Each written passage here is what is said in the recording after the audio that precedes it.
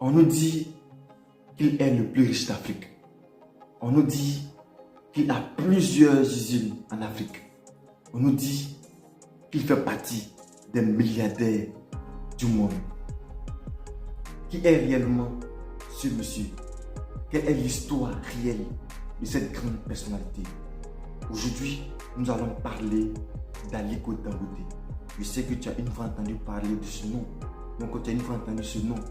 Mais aujourd'hui, pour connaître cette vidéo, nous allons connaître réellement l'histoire réelle d'Aliko Dangote.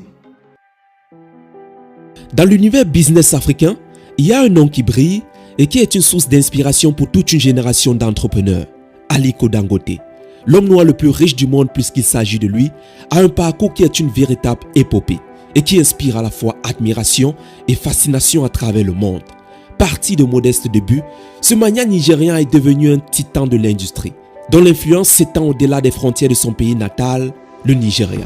Mais qu'est-ce qui a pu propulser Aliko Dangote vers de tels sommets? Comment cet homme audacieux et visionnaire a-t-il réussi à bâtir un empire économique et à devenir la personnalité la plus riche de son pays natal et de l'Afrique tout entière?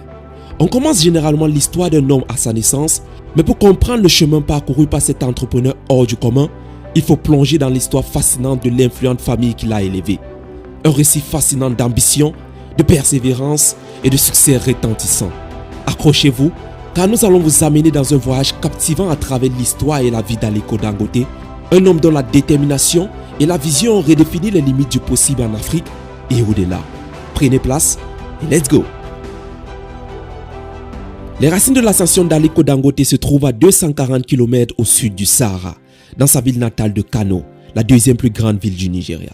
Cette métropole de 4 millions d'habitants est un centre commercial et une plaque économique tournante depuis sa création au Xe siècle. Des parfums égyptiens, des cuirs, en passant par l'arachide et le coton, sont des produits qui ont à travers l'histoire dominé l'économie de la ville.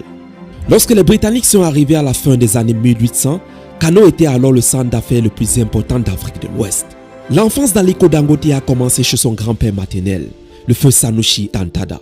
Le jeune Aliko n'était pas assez âgé pour connaître son père biologique. Son père, Mohamed Dangote, est décédé alors qu'il n'avait que 8 ans. Aliko dira plus tard: « Je le connaissais à peine. Je n'étais pas proche de lui. J'ai été élevé par mon grand-père maternel, feu Sanusi Dantada. » Il était classé parmi les citoyens les plus riches de Kano et cultivait des produits de base comme l'avoine et le riz. Sanusi Dantada a insisté pour élever personnellement son petit-fils, ce qui n'était pas inhabituel dans la culture du nord du Nigeria. Il a inculqué l'état d'esprit d'homme d'affaires au jeune Aliko. À seulement 8 ans,